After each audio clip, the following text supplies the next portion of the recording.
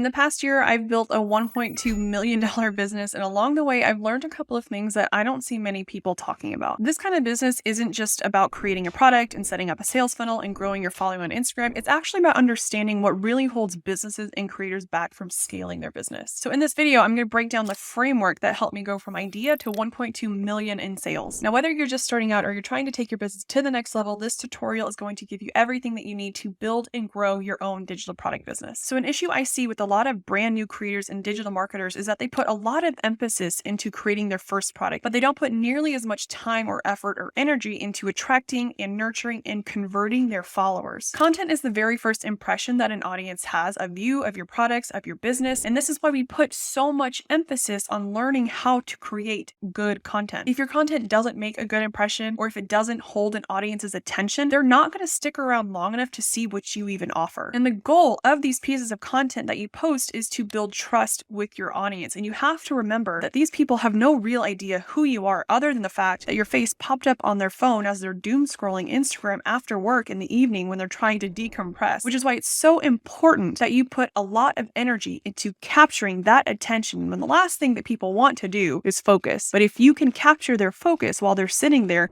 then you've won. So your content, like I mentioned, has to number one, catch their attention. Number two, pique their interest. And number three, make them like you. If your content doesn't do these three things, then you're not going to get anybody to comment a keyword on your reel, to engage in any of your content, to download a freebie. You won't grow your email list, and your business is going to stay stagnant before it even has a chance to grow. So instead of putting all of your energy into your first product, focus on creating and providing value that they want and need right now. So let's talk about the step-by-step framework that goes into building a scalable digital product business. And the first step is to create a product that actually resonates with your audience. And the way to do that is by number one, identifying a problem that your audience is struggling with. And number two, create a solution and put it into a format that is easily digestible and accessible for your audience. So for example, a problem could be a busy working mom who is struggling to find time to not only find, but also cook healthy meal options for the family, right? Your solution could be a meal planning guide with weekly, quick, and healthy recipes and customizable grocery lists, because this takes a lot of time and pressure off of that mom's schedule, right? So now she doesn't have to sit and scroll through Pinterest to find 7 meals for the week and then build the grocery list and then go to the store. She could pay $10 or $20 or whatever for your grocery list, for your meal planning guide, and she knows exactly what to go get at the store. It takes this weight off of her because you are helping her solve a problem that she's dealing with. If you can also make your product convenient, if you can offer convenience with your product, you're going to be able to make a lot of money. People pay for convenience. So consider that when you're trying to find a problem so that you can help offer a solution. And this is literally just one example. Your product could look more like a course or a template or a coaching program or a digital toolkit. But the important thing to note is that starting simple is the best way to start. If you start with a simple product, you could always go back and refine it, right? You can talk to your customers and get some feedback. You can be like, hey, what information would have made this even better? What could I have done to make your experience better, to make your life easier? And then what you can do is either take that information, that feedback, and put it back into your original product, or you can begin building out an offer suite that solves even more problems for your audience that you can charge more for, that makes you more money. But everything starts with one simple product. So step number two is your content. Leveraging content to attract leads, to attract people who could potentially be interested in your product. And the best way to do that is by using content on Instagram, on YouTube if you're going that route, and especially through your email campaigns.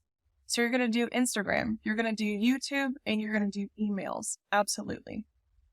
But if you skip this step, then you're not going to have anybody to get eyeballs on it, right? Like, this is the absolute best way to do this. And your content is where you're going to be able to build authority and trust with your audience. People don't buy from people they don't like. People don't buy from people they don't trust. You have to establish this connection through your content. And the best way to do that is by creating educational posts that teach your audience something every single time. A lot of my content is educational. If you go and look at it on Instagram, you'll get an idea behind that. Another way is success stories or like testimonials. People want to see what you have done for other people. This kind of helps them be more interested. It helps convince them that you know what you're talking about, essentially. And then behind the scenes, show people the behind the scenes process to your product, like what your product actually helps people do after they buy it. People just want to see more, especially online. They're more skeptical. So the more that you can provide, the more attention that you're going to keep and the more chances you have of actually getting somebody to buy your product. This is also just being like forthright and upfront and honest about your product too, right? Don't hide things. Don't be dishonest about it. People can really sniff that out, even over Instagram or social media when they've never met you. If they feel like you're being dishonest about something, they'll pick it up. So the next thing, once you have your product, you're figuring out how to create content, you need to have an automated sales funnel. This doesn't have to be anything fancy. If you've ever seen a traditional sales funnel, there's 4 stages to it, right? And this is awareness. And I've created a couple of other videos about this too. Interest, consideration. This is rough. And conversion, right? These are the 4 stages that people go through when they find your content. First, they don't even know that you exist, but then they do, and they start following you. Here, now they're like, oh, this person's kind of talking about something that I'm interested in. From here, this is where they kind of become a follower, like, I don't know what that looks like. They become a follower. This is where they start downloading some of your freebies. They start moving further down your sales funnel. And then here's where they actually buy from you, right? So, but your content has to take people through this entire system. But this is where we talk about the sales funnel. What your sales funnel is, when you create your content that we talked about in step 2, this is a reel right here. Also, some people are going to move through this entire system over and over and over before actually reaching that conversion stage, which is perfectly fine. Here's how a sales funnel works in Instagram. So you start with your content right here. Some people are watching your reels over and over before they do anything. But once they've done that, you capture their attention. Let's say that they're finally interested. They're going to comment a keyword on your reel. So it's going to be like, comment, blah, blah, blah. Let's do like freebie commented. So they comment your keyword. Now what you're going to do is have ManyChat kick in. And ManyChat is going to deliver your freebie to them. So this is all happening in your DMs. And y'all are having conversations, but here's your freebie. Let's just say that's a Google Doc. And ManyChat's going to be like, hey, here's the link. Thanks for commenting. Thanks for commenting. This is like a bubble. And it's going to send them to the link to your Stand Store.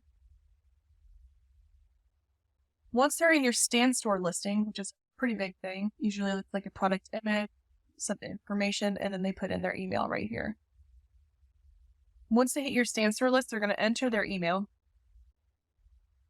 The first email that they receive from you is going to be receipt of the freebie. And it's going to be where you start. This is also going to be called a welcome sequence. Welcome sequence. And this is where you let them know that they're kind of enrolled in an email with you.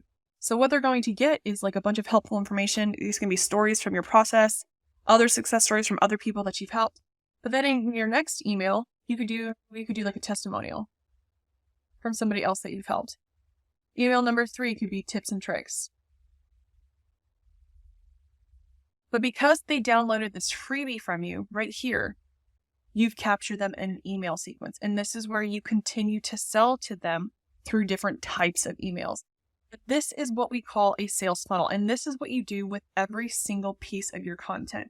Because right here, your reel right here is your awareness. And then we have your ManyChat, which is your interest, Stand Store, consideration, and then your email, which is ultimately going to convert them. So these 4 steps all link up with different steps of your funnel. This is what a sales funnel is using content. We are also talking about completely organic traffic. This has nothing to do with paid traffic. You're not spending a dime on getting your content in front of eyes. This is how you grow your business completely organically. If you want to put some ad spend behind it, you 100% can. It's not something that I recommend doing as a beginner. So let's not even focus on that. We're going to focus on organic content because we also want you to save as much money as possible as a new business owner. Okay. Step number 3 and 4 was creating your content and then going through that sales system through organic. Okay.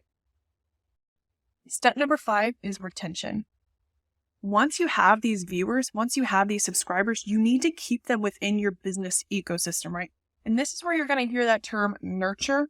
You're going to hear a lot and people are like, what the heck? Why do I keep hearing this term nurture and what does it actually mean? This is where you start creating additional offers that keep your audience interested. I had somebody on one of my community live calls last night and it was actually really funny. 2 different people were like, I keep following Megan and just throwing money at her every time she drops a new product. And I was kind of laughing at them. I was like, well, stop doing that. You don't need to do it. Use what you have. But they've been retained. I've been nurturing this audience for so long and consistently that every time I drop a new product, they're like, yeah, I'm here for it. And this is the power of having this online community that is consistently nurtured. And you do this, most importantly, people have not gone through. So if you have some viewers who are just stuck on your content right here, if they're just kind of stuck in your content step, that's totally fine. You're going to keep nurturing them by posting every single day. But more than likely, they're not going to be here that long and they're going to be in your email pretty quickly. So this is why it's really important to nurture through your email list. And this is where you keep providing them information. You keep giving them daily tips that keep them around, keep them interested, and you have a group of people who are ready to buy your next product as soon as you drop them, right? Now, I want to talk about really quickly a couple of things to avoid when doing this. First of all, don't overcomplicate the funnel. And this is a list of don'ts. Don't complicate the funnel process. It does not need to be complicated. A lot of people will say that you need System.io, you need ClickFunnels. You don't need all of that. You literally just need to get people to see your products. And the best way to do that is using StanStore. Only need 4 products. ManyChat, you only need 4 programs. Instagram. And then I'd say the 4th one is Canva to create your products. But if you create in something else, that's totally fine. So this one's like, yes, you only need these 3 products to build an effective sales funnel. And it starts right here. It's just this. It's Instagram to ManyChat to StanStore. This is your sales funnel here. That's all you need. And this over here is how you do the entire thing. Okay. Don't complicate the sales funnel, number 1. Number 2, don't ignore your content. Don't ignore content. And I think if you've been following me for any amount of time, you know that I put a lot of emphasis on your content. But also make sure that this is value-driven content. You want your content to be likable, shareable, and savable. So when you post your content, ask yourself, would I like this if I saw it? Would I share this with somebody if I saw it? And would I save it if I saw it? This is going to be the determining factor for good content. So keep an eye on this stuff. And then last thing, do not skip customer feedback.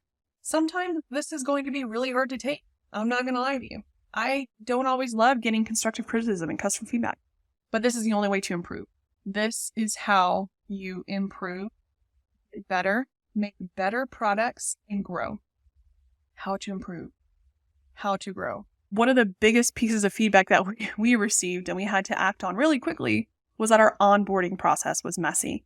And so we had to immediately revisit our onboarding process and figure out what's making this complicated. How can I make this better? How can I make it easier? And since then, we have had much fewer issues, but we wouldn't have known that if we hadn't at least listened to our customer feedback. This works because it combines audience engagement, automation, and trust building for a sustainable and scalable business model. This can also scale 100% organically. You don't need ads to make this work. You don't need ads to take this business model to 10,000 plus per month. You just need to have this in place and then stay consistent with it. And then lastly, this business model aligns with the modern buyer behavior. Audiences want to connect before they commit. And if you can do that with your content, you will not have a single problem actually selling your products. If you use this business model that we just walked through, I think you're going to be really surprised with how profitable and how scalable it is. And I teach people how to build and scale their digital product businesses every single day. If you want more information on that, check out the links below in the description. And obviously, make sure that you hit that subscribe button so you don't miss another video.